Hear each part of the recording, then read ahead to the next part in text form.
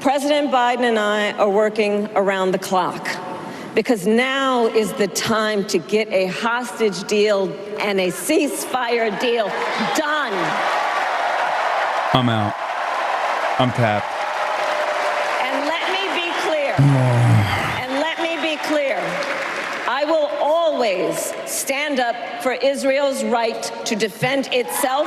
Oh, I'm super out. Let's get to Kamala Harris, who terrorized their campaign. Scoop. Dems working on secret report found Gaza cost Harris votes. Top Democratic officials who worked on the party's still secret autopsy of the 2024 election concluded that Kamala Harris lost significant support because of Biden's administration's approach to the war in Gaza, Axios has learned. I want you to understand something. This autopsy report is probably not going to be as critical as it should, because I suspect that even the autopsy is still being conducted by consultants that have the same exact approach. They have the same investment. Like, they want to make sure that the Democratic Party still hires them. So they're not going to go super hard. But the very fact that even this report was so daggering, so blistering that they did not choose to reveal it is insane. It means that even the DNC hired consultants that looked at the facts found some undeniable issues with the strategy that the Democrats don't want to admit out loud. The DNC's research on what went wrong in 2024 has been under lock and key since party leaders decided last year to hide it from the public, a reflection of how explosively it could resonate with the party and beyond.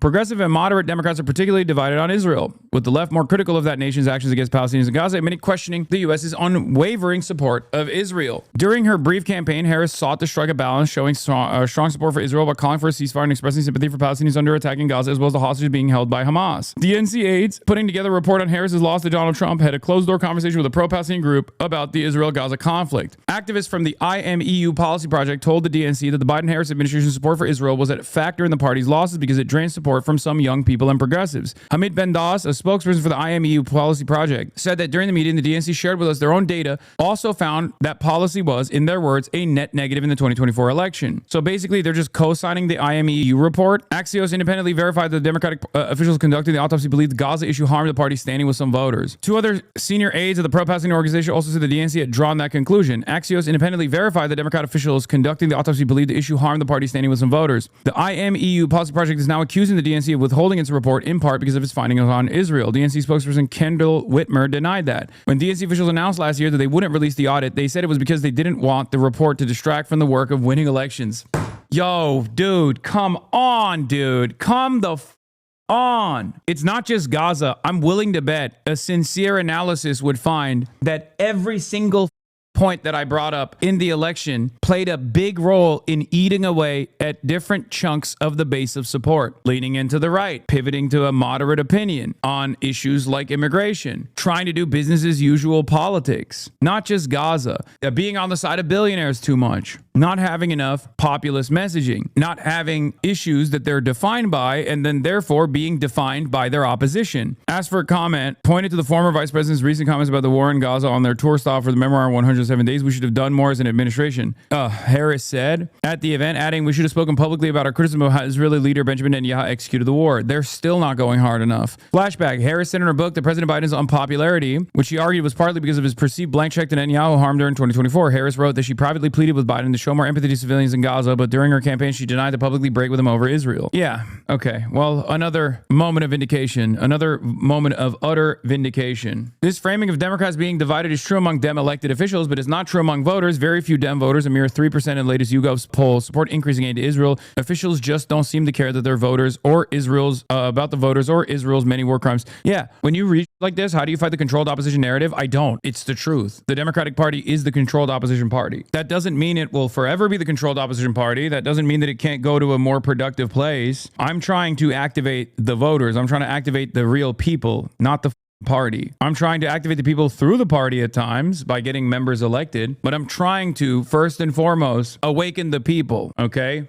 May Allah awaken the people and help them to see the evil doings of Israel and the United States. The controlled opposition narrative is that two sides are still controlled by the same corporate benefactors. That's it. They are still controlled by the same corporate interests, the same corporate entities. They are still beholden to the same corporate masters. And while there are differences, marginal differences that lead to massive differences for the average people, but like marginal differences in policy between the two parties, the reality is there is broad consensus politics on issues that pertain to material realities, like keeping healthcare private. Pretty convenient that the popularists stop remembering how to read issue polls every time neocons and corporate centrists are on the wrong side of a popular opinion. Here's Matt Iglesias. I'm 100% sure that there are people who voted for Trump out of the mistaken belief that he would be better for Palestinians than Harris. But the question you want to ask is whether Harris, being less pro-Israel, would have won votes on net. There were two extremist pro-Israel candidates. Meanwhile, a solid majority of Americans were quickly souring on the continued aid to Israel. Trump sent nonsensical signals about being more pro-peace than clearly landed. For some unknowable reason, Harris's team decided that instead of fighting back, she should send the opposite nonsensical signals to try to outflank him with the neocons. And those also clearly landed. And now here we are, and no one has learned a thing. There's not really anything more to learn from the autopsy that we didn't know before the election concluded. The autopsy of the Democratic Party is not being released, even though Axios has leaked one part of it, or at least like some Democrat consultants leaked a part of it to Axios. And it basically revealed what we knew already. Gaza played a big role in Kamala Harris's defeat. Oh my God, how surprising. Who would have thought? And of course, the entire commentariat that kept undermining the impact of Gaza on the election are now running around making it seem as though it's actually insignificant. Like, it's so crazy because I'm willing to bet that autopsy was the most conservative autopsy you could arrive at, okay? And even then, it was undeniable that Israel was a major reason why people stayed at home, or at least enough people stayed at home. And yeah, as Ted said, biggest thing Dems could do for their current position, in my opinion, is to have true moral convictions. They love to wait till the polls tell them something is confirmed, okay, and by that time, it's too late. You should try believing in something, anything, for the first time, even at point of risk. And then, of course, Matt Iglesias comes in like the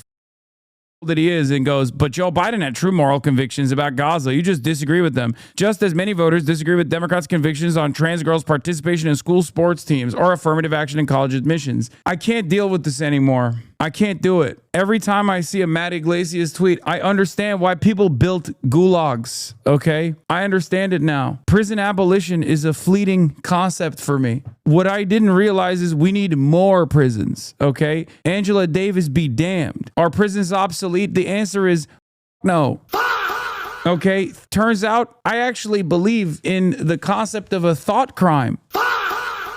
It's just like he is so wrong all the time. He's so wrong all the time, and he's such a and I know he's got motion because he constantly dick eats billionaires. He's got motion with like the true minority, the only minority that matters, billionaires. He keeps telling them what they want to hear. Yeah, the real POCs, people of capital, people of means, people of wealth. Hassan was right. Corporate Dems like Gavin Newsom will abandon trans people or any minority. Culturally normal.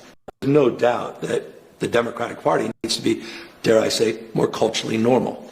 I believe that. Less prone to spending disproportionate amount of time on pronouns, identity, politics. More focused on tabletop issues, things that really matter, the stacking of stress in terms of electricity bills and child care costs and health care and obviously housing costs.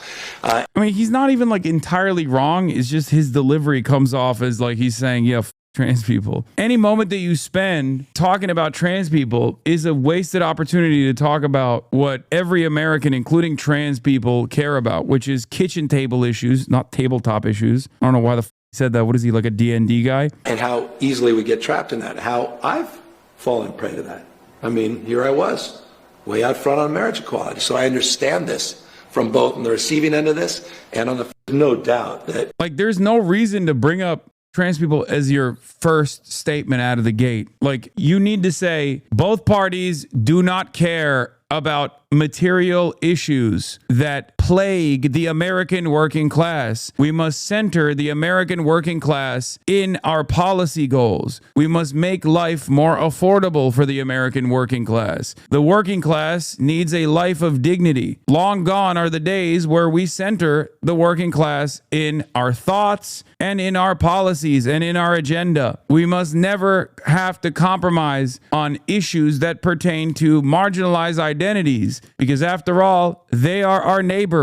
They are workers too. None of this just use socialist language. I mean, obviously Gavin Newsom's never going to do that, but like, I think AOC, if you are listening, use Marxist language. It's okay. Use class first language. Class offers universality. It's the 99%. What the f is culturally normal? You are under zero obligation to lean into Republican agendas. You are under zero obligation to talk about whatever the Republicans want you to talk about. Talk about what you want to talk about. Lead the conversation.